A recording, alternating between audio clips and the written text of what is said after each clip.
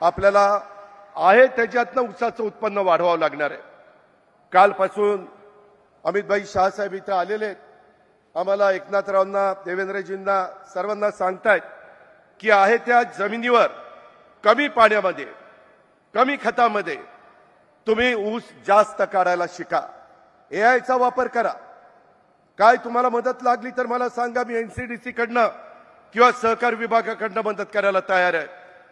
त्याच्यामध्ये त्यांना हे सगळं क्षेत्र आहे त्या क्षेत्रामध्येच टनेज कसं काढता येईल हे आता सिद्ध झालेलं आहे, त्याचा वापर आपण केला पाहिजे।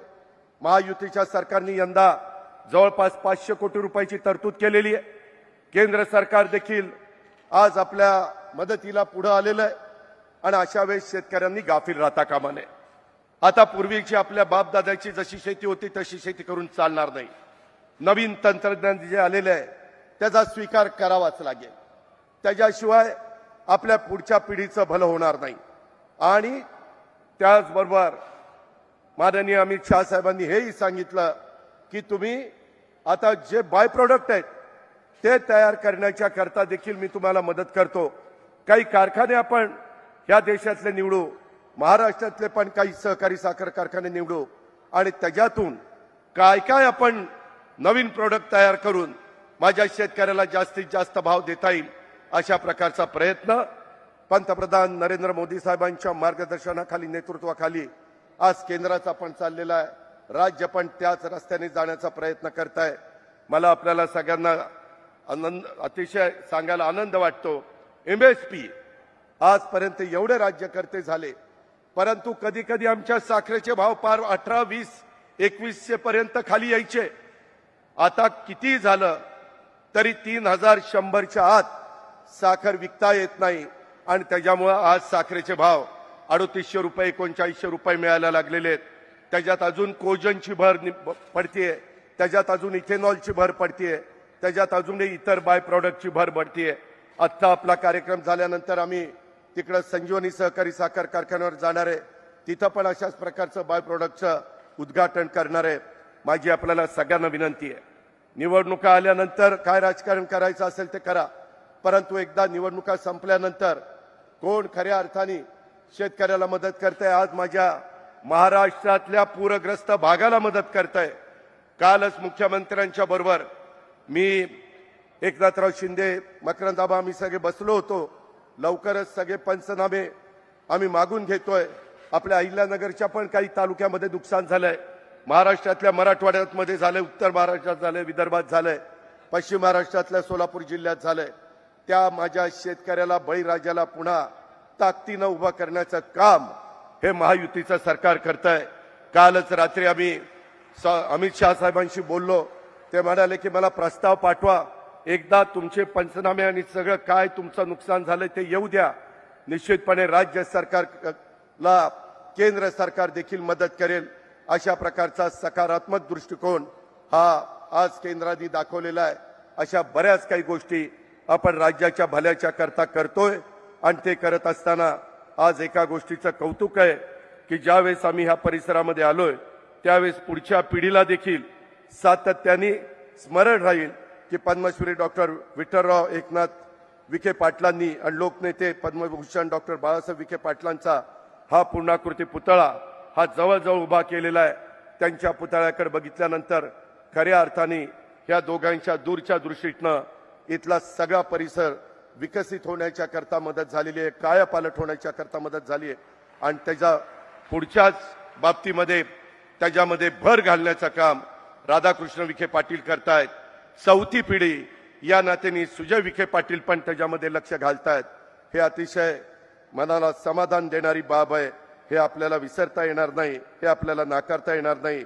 सहकाराच्या या चळवळीमुळे शेतकऱ्यांच्या घरामध्ये समृद्धी आली, त्यांच्या मदतीनं शिक्षण संस्था उभ्या राहिल्या, ग्रामीण भागामध्ये लक्ष्मी बरोबरच सरस्वती देखील नांदू लागली। सहकार चळवळ अडचणीत येत असताना त्या काळामध्ये आदरणीय अमितभाईंच्या रूपानं नवा आशेचा किरण आपल्या देशाला आणि आपल्या महाराष्ट्राला मिळाला। त्यांच्या नेतृत्वाखाली केंद्र सरकारने सहकार ते समृद्धी ही संकल्पना व्यवहारात आणलेली आहे।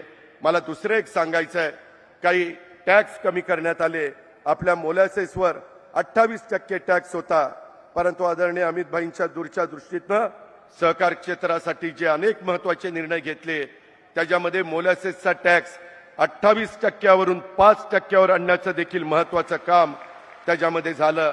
त्याच्यातून देशात नॅशनल कोऑपरेटिव्ह एक्सपोर्ट लिमिटेड आणि नॅशनल कोऑपरेटिव्ह ऑर्गॅनिक्स लिमिटेड आणि भारतीय बीज सहकारी समिती लिमिटेड अशा नव्या संस्था त्यांच्या नेतृत्वाखाली स्थापन करण्यात आल्यात.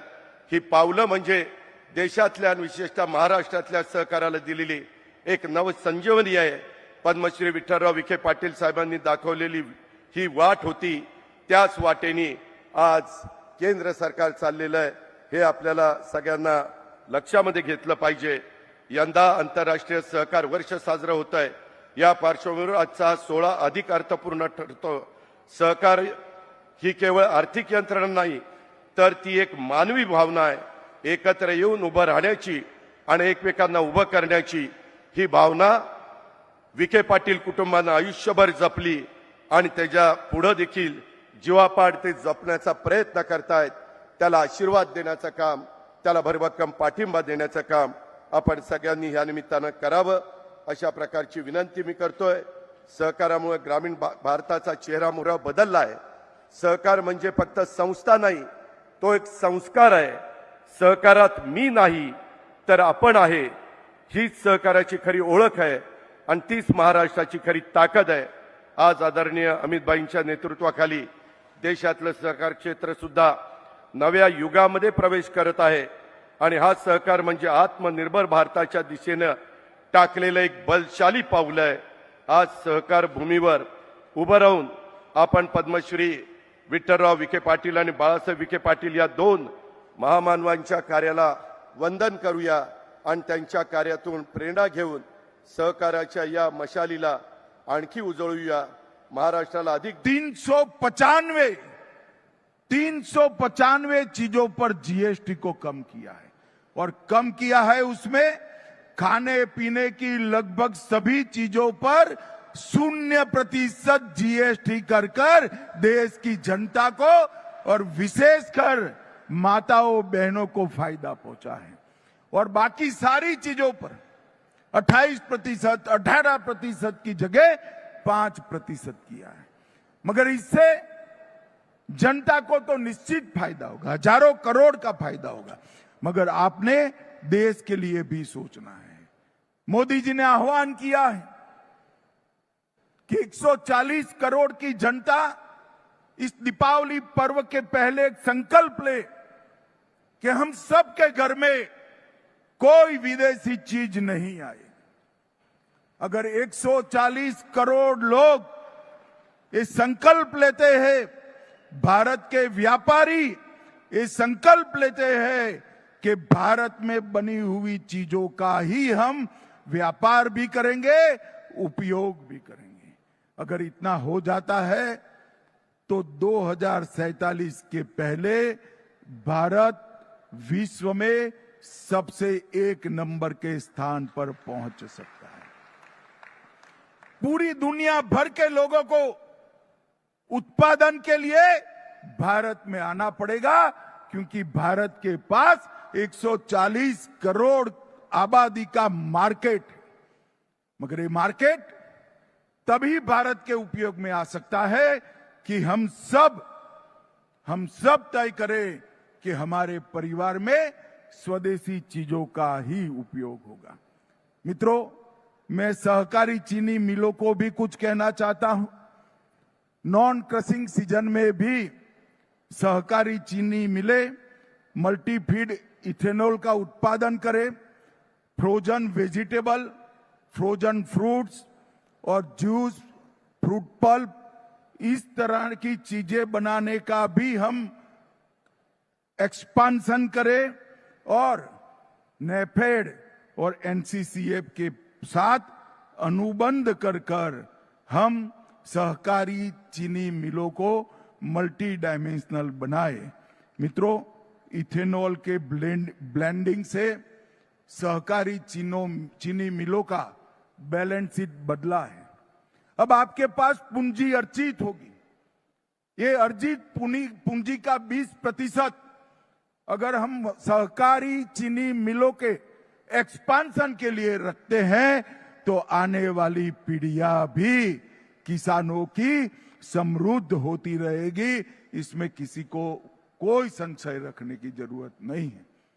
मैं आज यहां आया हूं तब फिर से एक बार सुजोय विखे पाटिल और राधाकृष्ण विखे पाटिल जी का बहुत बहुत धन्यवाद करना चाहता हूं मित्रों, क्योंकि ये दोनों महानुभाव जिनका मूर्ति लगाया गया है, पद्मश्री पाटिल और पद्म विभूषण बाला साहेब विखे पाटिल का, इनका सहकारिता में, ग्रामीण विकास में और किसानों के कल्याण में बहुत बड़ा योगदान था। इसलिए मुझे इस पुण्य कार्य में मिलने का, इसमें हाथ बटाने का आपने मौका दिया, इसलिए आपका बहुत बहुत धन्यवाद।